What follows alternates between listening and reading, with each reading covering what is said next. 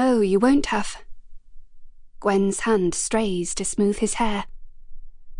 It's over! Nora spins towards them, her features illuminated by her exploding smile. Bloody hell, Gwen! That's it! They've done it! It's over! She throws back her head and whoops, her shout echoing across the field.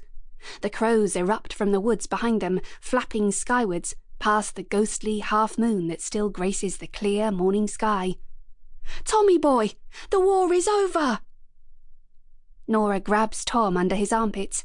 Screeching, she whirls him round and around until he is flying like one of his beloved Spitfires. He giggles with delight, a smile splitting his cheeks, but it fails to mask the hint of uncertainty that lurks behind it. Gwen does not engage with their joyful exuberance. Instead, she drifts forward, the significance of the tumbling bells weighing heavily on her thoughts. The war is over. Oh, Gwen! She gasps as Nora wraps her in an unexpected embrace, rocking her from side to side and squeezing her so tightly she can barely breathe. Released, she stumbles. Our boys will be coming home at last, Nora cries.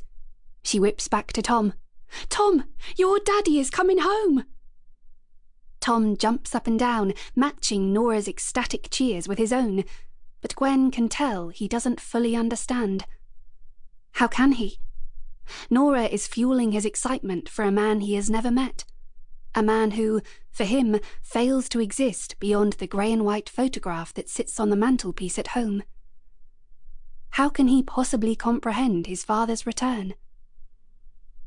And she alone knows he has no need to, because Jack Ellison won't be coming home.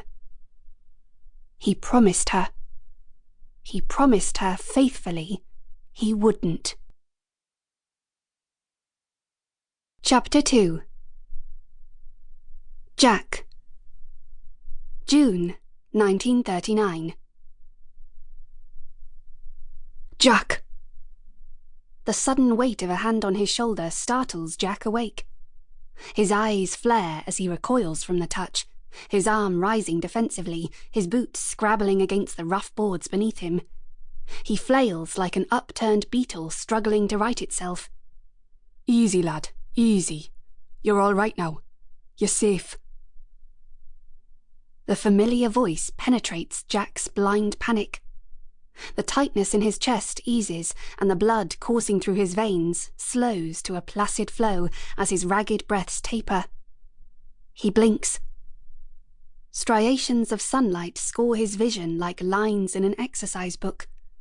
His fragmented memory pulls together until he is at last able to fix himself in time and place. Pain races up his stiff limbs as he shifts himself upright, his legs bent before him. He winces, licking his chapped lips. Ben, he says at last, acknowledging the grinning face of the man squatting before him. Aye, you daft beggar. Wakey, wakey. Rise and shine.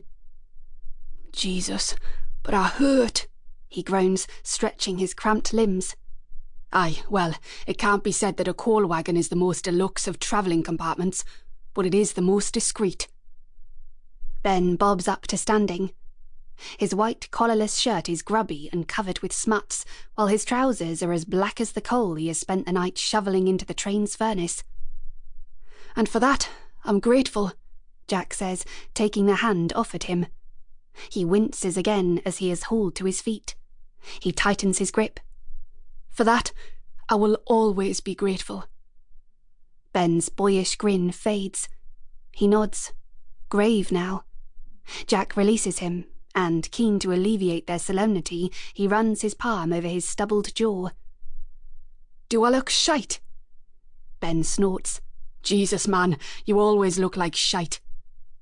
Jack smiles in spite of himself. As he lowers his hand, he catches sight of his swollen knuckles, red raw and ingrained now with the coal dust that coats the wagon's floorboards and floats in the air around them, sparkling like black diamonds in the slanting beams of sunlight. He spots something else.